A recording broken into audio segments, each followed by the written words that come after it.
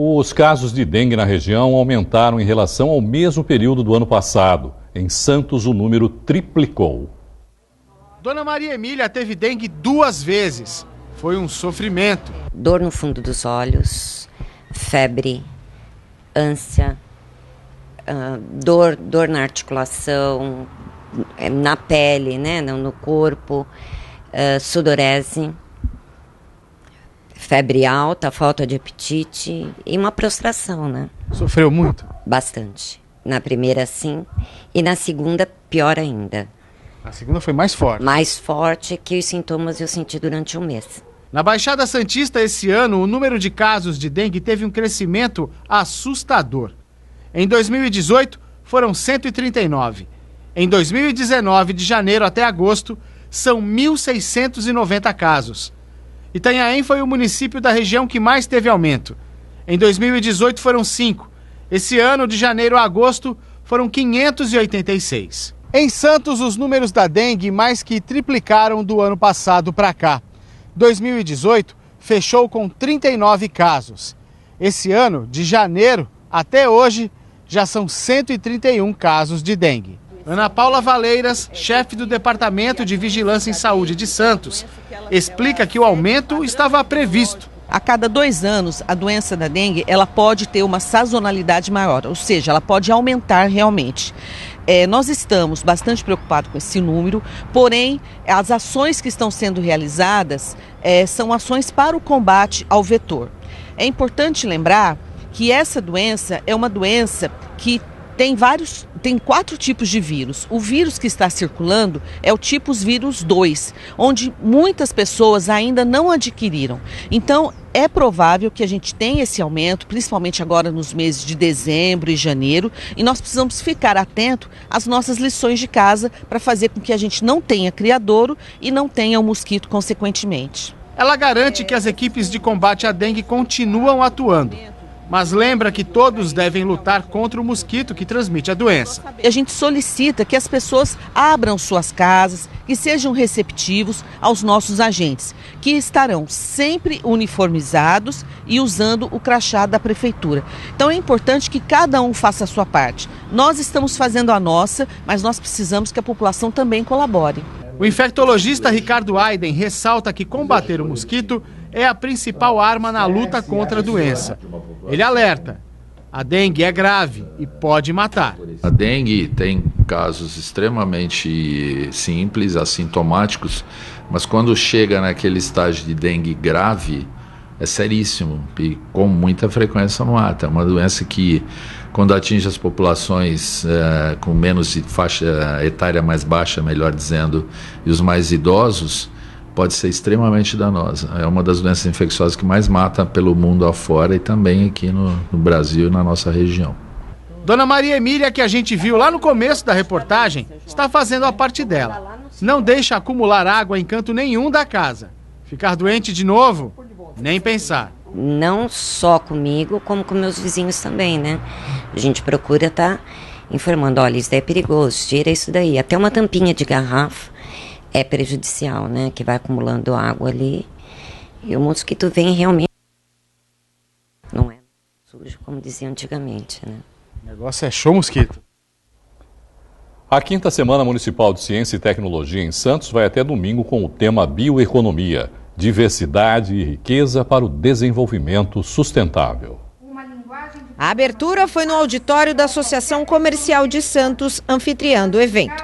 Representantes das empresas Amazon Web Services e VLI Logísticas falaram sobre inovação aberta e o papel dos ecossistemas de inovação. Os ecossistemas, na verdade, eles são para nós uma parte integrante do processo de inovação. Muitas vezes, para você conseguir colocar uma nova ideia no mercado, você precisa ter parceiros e empresas em que consigam trazer para você aquilo que você não necessariamente disponibiliza na sua empresa. Portanto, eles complementam a tua capacidade interna de fazer uma entrega. Estar próximo dos ecossistemas é importante, não só para você conhecer novas tecnologias, testar, mas fomentar de fato essa indústria no sentido de você conseguir evoluir, né, dar o próximo passo na evolução aí do setor. A VLI, ela promove essa aproximação com os ecossistemas no sentido de trazer, desenvolver pilotos, fomentar e ancorar algumas soluções dentro da própria companhia. Ambos destacam o potencial de Santos na área tecnológica. Santos com certeza reúne qualidades importantes para que a gente possa estabelecer esse primeiro passo de comunicação e parceria com a cidade. Estar aqui em Santos é importante, a VLI ela tem uma grande operação aqui dentro do município aqui de Santos. E a gente acredita que todo esse desenvolvimento voltado para a logística, as logtechs, passa inclusive aqui pela cidade de Santos, que é muito importante, não só historicamente, como toda a movimentação que tem aqui de carga. O presidente do Parque Tecnológico falou da nova ferramenta, que deve ser entregue em dezembro e vai funcionar no bairro Vila Nova. A chegada do Parque Tecnológico, né, é uma forma do governo, do município, dar asas a essa inteligência que está disponível, né? Então, nós teremos agora uma área em que a gente vai poder concentrar, dar incentivo às empresas. A Prefeitura já tem a legislação, a Câmara já aprovou essa legislação. Existe um incentivo para as empresas se instalar nessa região. E, além disso, principalmente, é criar um ambiente em que as pessoas podem se reunir e a gente, cada vez mais, demandar e criar um ambiente de tecnologia na cidade, né? O Parquinho Tecnológico é um incentivo muito grande, que a Secretaria de Educação já faz isso há 2 anos. Então, nós esperamos que a cidade vá aproveitar isso, esses recursos todos, né? E em breve, Santos será uma referência em tecnologia no estado de São Paulo.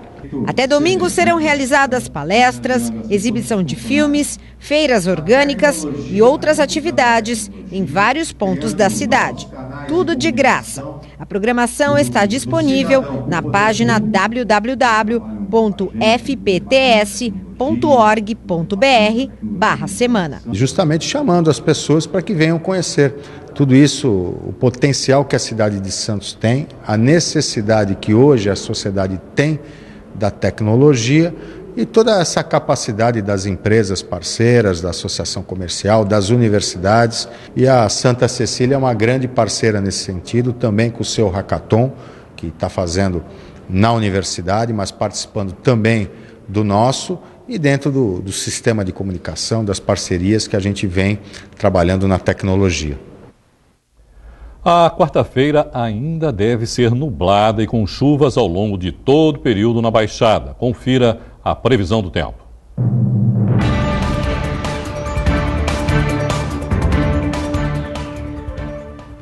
Céu nublado em Santos com possibilidade de garoa de dia e à noite. O tempo deve continuar chuvoso pelo menos até sexta-feira. Amanhã a mínima será de 19 e a máxima de 23 graus. Chuvas isoladas em Guarujá, com mínima de 20 e máxima de 25. Cubatão tem dia nublado com chances de chuva no decorrer do período. Temperaturas giram entre os 21 e os 26 graus. São Vicente tem chuva e dia nublado, com temperaturas amenas. Mínima de 20, máxima de 24. Em Praia Grande, muita chuva durante todo o dia. Mínima de 20, máxima de 25. Em Mongaguá, chuvas isoladas no decorrer do período, com pouca variação de temperatura, dos 21 aos 24 graus.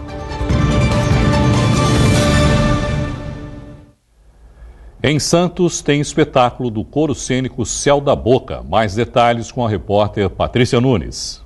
O espetáculo Recortes será no dia 24 de outubro, aqui no Teatro Municipal de Santos. E em comemoração aos 15 anos do coro cênico Céu da Boca. Sobre este assunto, eu entrevisto agora Iva Passos, diretora artística do grupo. 15 anos é uma data muito simbólica para vocês. Sim, uma história bastante bonita do Céu da Boca. Viemos nesse recorte agora trazendo aos palcos a primeira parte do espetáculo Todas as Noites Ouço que Gemem as Águas, uma pesquisa portuguesa. E aí nós fazemos uma breve troca de figurino e entramos com o Raça na segunda parte, que fala de mulheres do Vale do Jequitinhonha, as lavadeiras do Rio. Fala de mulheres e é um coro feminino. Um coro feminino, somos em 25 mulheres no palco, fazemos um intenso trabalho corporal, um trabalho cênico bastante sério, um trabalho vocal também bastante intenso. Então, assim, nós temos ensaiado bastante para trazer um espetáculo refinado, um espetáculo especial para as pessoas. Iva, A entrada para assistir esse espetáculo custa R$20, não está nada caro. Sim, R$20, nós temos 4 pontos de venda. Temos no Gonzaga, Livraria Realejo, nós temos também o TR Pilates. No Shopping The Blue, da Mozi, Cosméticos e Perfumaria, e ainda em São Vicente, Pedraria Coisas do Brasil. As pessoas também podem nos chamar no Facebook, que fazemos entrega delivery. Qual o horário do espetáculo? Às 20h30 no Teatro Municipal, no próximo dia 24 de outubro. O endereço?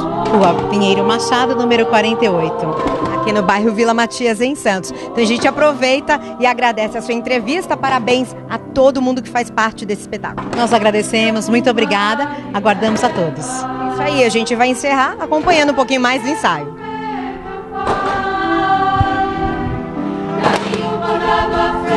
Caminho nas águas, leva que quero ver meu pai. Na reportagem a seguir, você vai conhecer o atendimento no Hospital Veterinário no Orquidário de Santos. A unidade trata de animais silvestres do parque e dos que são resgatados também.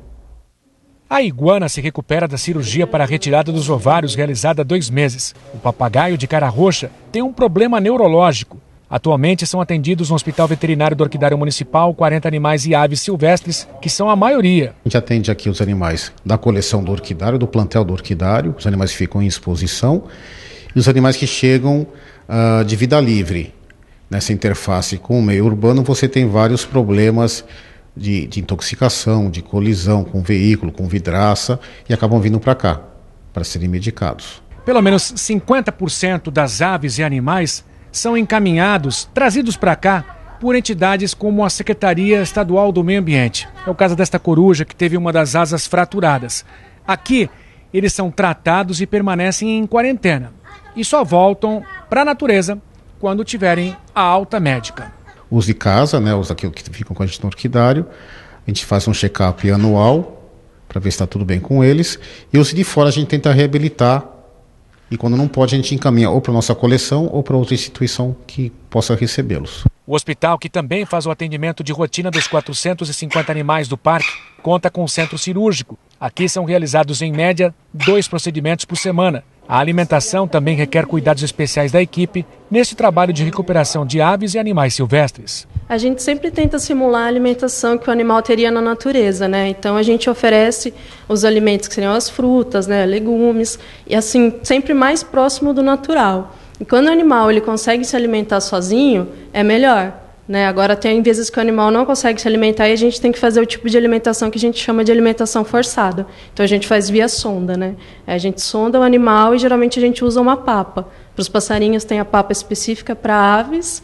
E a gente sempre tenta deixar o mais próximo possível da alimentação natural.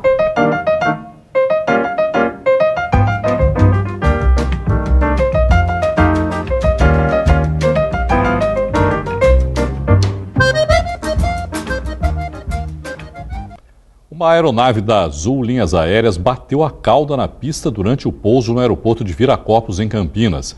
Veja mais sobre esta e outras notícias no Brasil em 1 minuto.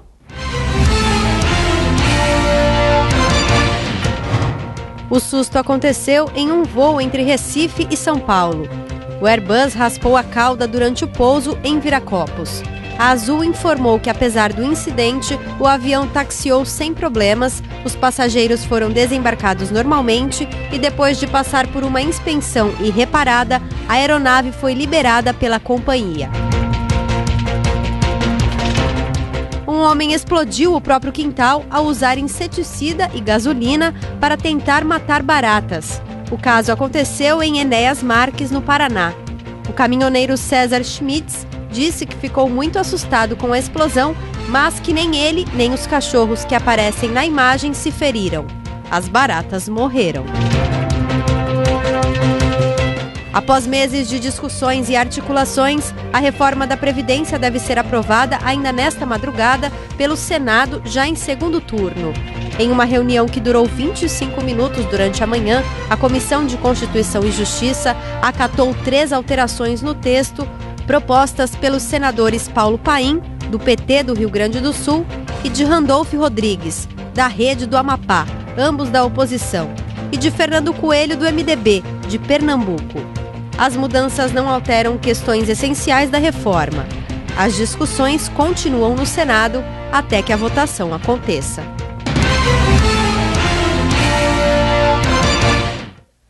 O Senado acaba de aprovar em segundo turno a reforma da Previdência. Era o último passo antes de sua sanção pelo presidente Jair Bolsonaro. Para falar sobre este momento, eu converso agora com o cientista político Fernando Chagas.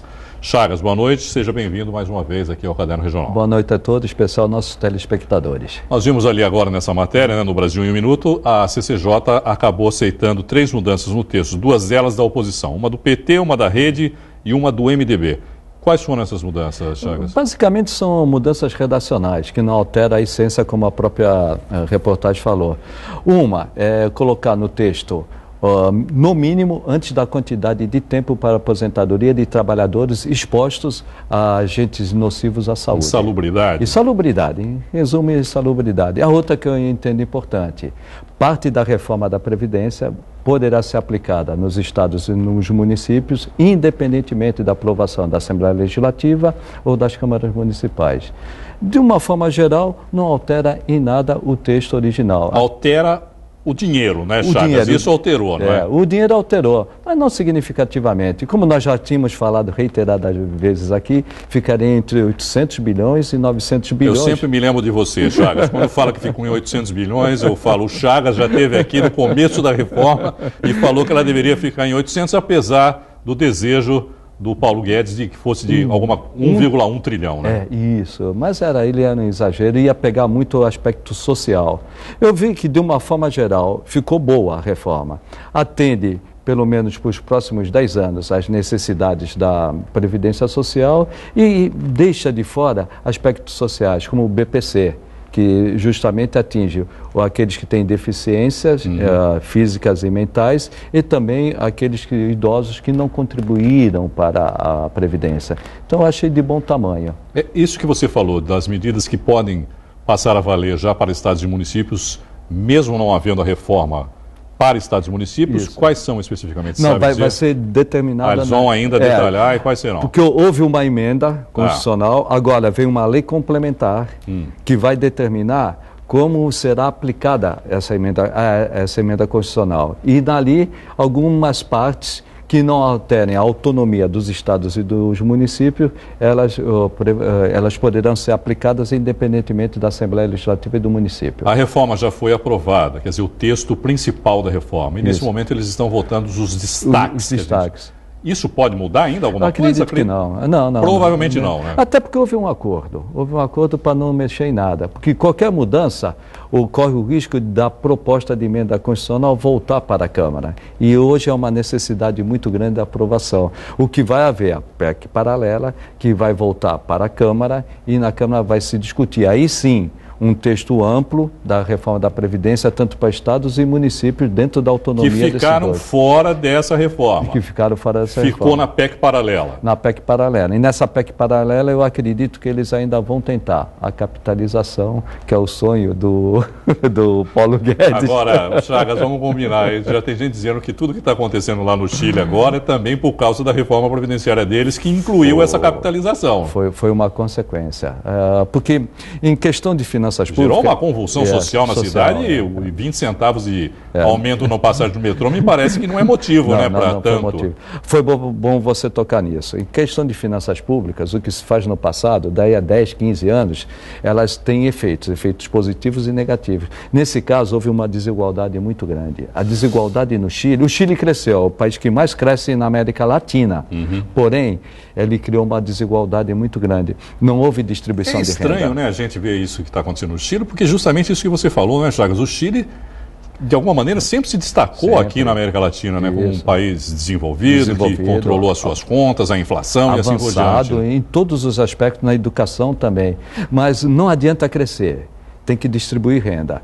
Não tem um efeito negativo no primeiro momento, mas no decorrer dos anos acaba tendo efeitos negativos. Porque não adianta o país também ficar rico e a desigualdade social aumentar ainda mais. Né? E aumentou no Chile. E um dos motivos foi a capitalização. A capitalização ela foi muito boa para o início, mas no decorrer dos anos, principalmente os idosos estão sentindo muito, teve uma queda no poder aquisitivo e deu é uma convulsão social hoje no Chile. Porque esse desejo de obrigar as pessoas a irem para a previdência privada é complicado. É complicado e o brasileiro não vai. O brasileiro ele gosta do Estado. Não tem esse hábito. Não é cultural. Não é. Porque se você perguntar hoje quantas pessoas têm previdência privada, são pouquíssimas, as mais antigas pelo menos.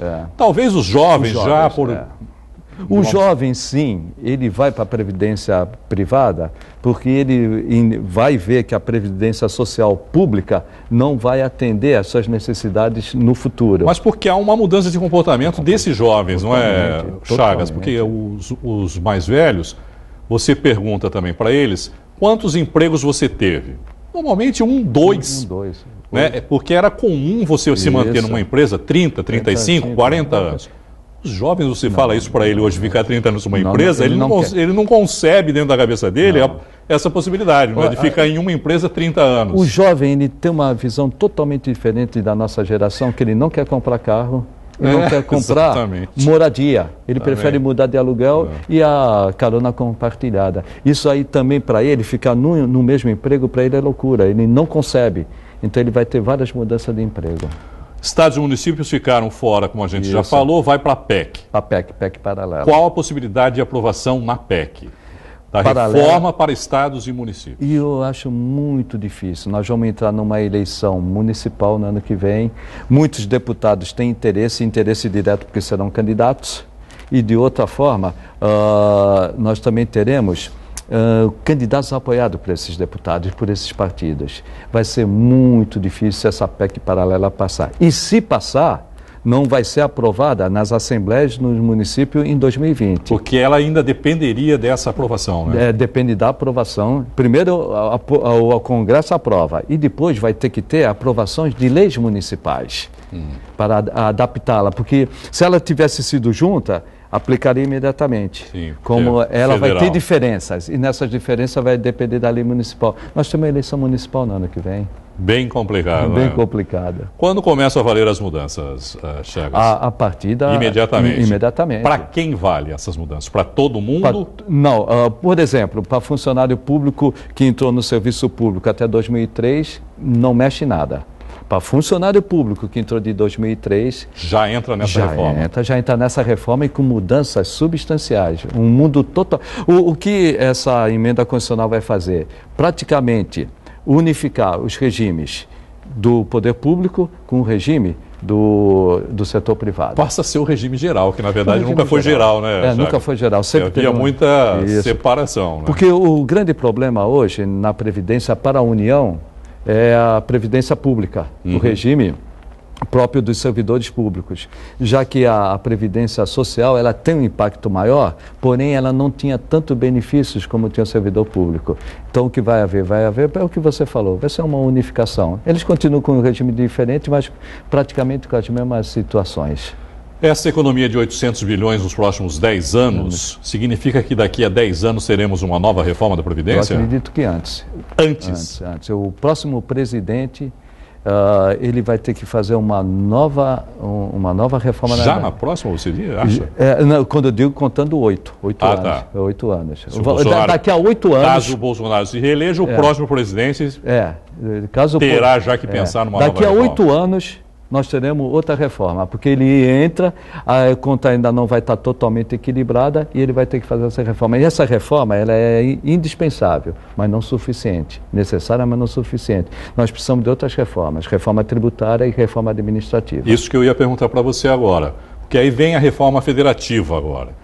Mas e a tributária foi deixada meio de lado nesse momento? Já foi deixada de lado. A reforma tributária ela não passa. Ano que vem temos a eleição, como nós falamos, e a reforma tributária ela mexe com questões vitais para estados e municípios. Vou dar um exemplo. O estado de São Paulo, que tem o ICMS, que é recolhido na origem, o estado de São Paulo vai perder o ICMS que é recolhido na origem para ir no destino. O Norte e o Nordeste vão ficar com grande parte do que é produzido no estado de São Paulo. O governador do estado de São Paulo vai querer? O governador de Minas Gerais vai querer? Do Rio de Janeiro. Do Rio de Janeiro vai querer? O município de Santos vai querer perder o seu ISS, que é a sua maior arrecadação, para dar para a União e a União depois dividir entre todos? Não vai fazer isso. Então, acho a reforma tributária muito difícil de passar, mas também necessária. É a reforma administrativa, eu sou servidor público, não sei como funciona. Servidor público, ele tem uma força corporativa muito grande. Dificilmente essa reforma administrativa passa no ano da eleição. E não passando no ano da eleição... Mesmo não sendo um ano de eleição, não é, Chagas? Eu ia justamente tocar nesse assunto com você também, a respeito da reforma administrativa do serviço público.